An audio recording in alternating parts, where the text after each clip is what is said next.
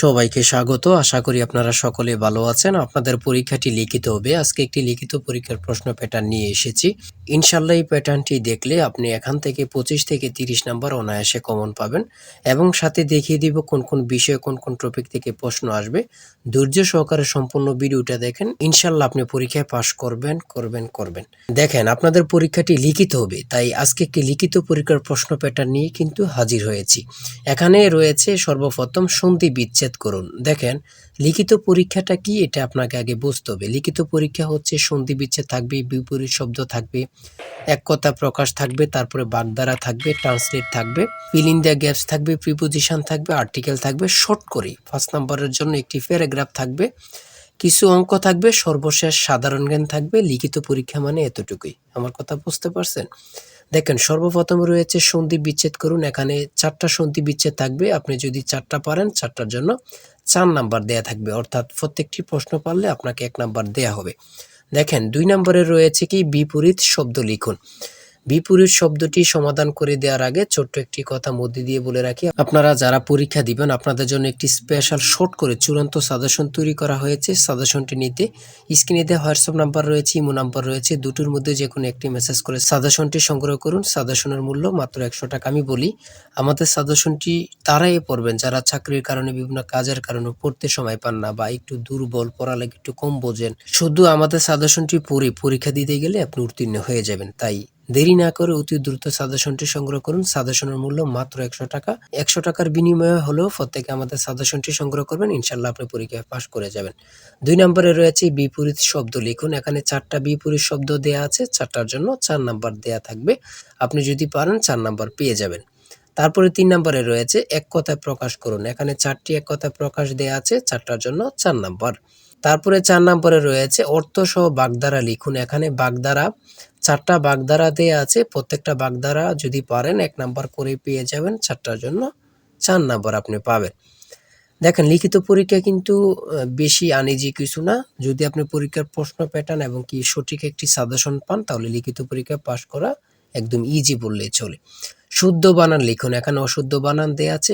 এদিকে শুদ্ধ সঠিক করে লিখতে হবে। প্রত্যেকটার জন্য 1 নাম্বার করে। 4টা দেয়া আছে, 4 নাম্বার পেয়ে যাবেন।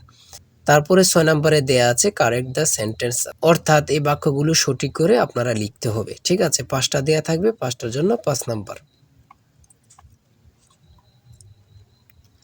তারপরে 7 নম্বরে রয়েছে ফিল ইন দ্য গ্যাপস। এখানে 5টা থাকবে, 5টার জন্য 5 নাম্বার। ঠিক আছে?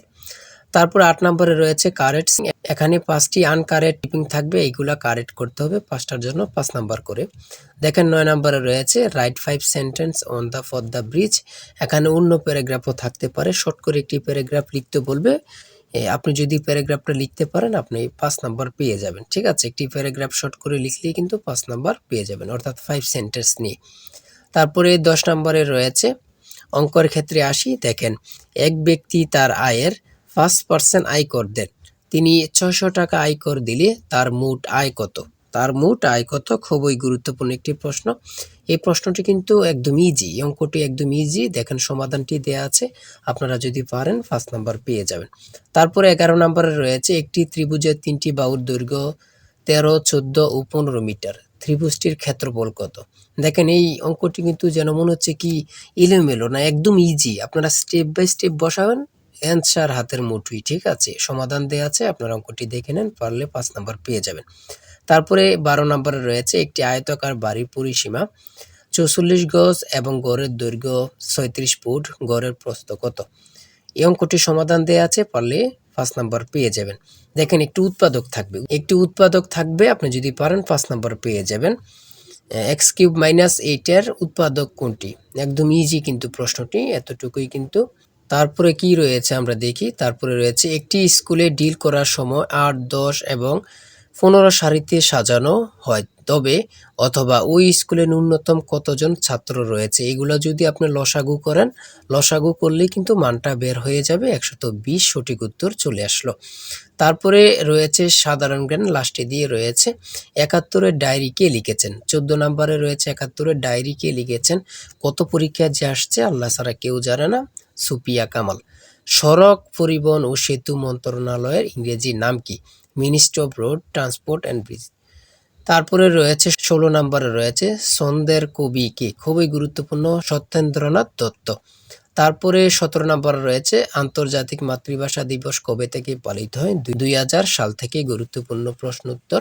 ১৮ নম্বরে রয়েছে পূর্ণরূপ লিখুন। এখানে ৩টা পূর্ণরূপ দেয়া আছে, ৪টা পূর্ণরূপ থাকতে পারে, ৫টা পূর্ণরূপ থাকতে পারে, ৫টা পূর্ণরূপ থাকতে পারে, কিন্তু পূর্ণরূপ থেকে থাকবে ২ থেকে ৩ নাম্বার অবশ্যই থাকবে। এই পূর্ণরূপগুলো আপনারা দেখে নেন। তারপরে সর্বশেষ ১৯ নম্বরে রয়েছে বাংলা নববর্ষ বিষয়ে ৬টি বাক্য লিখুন।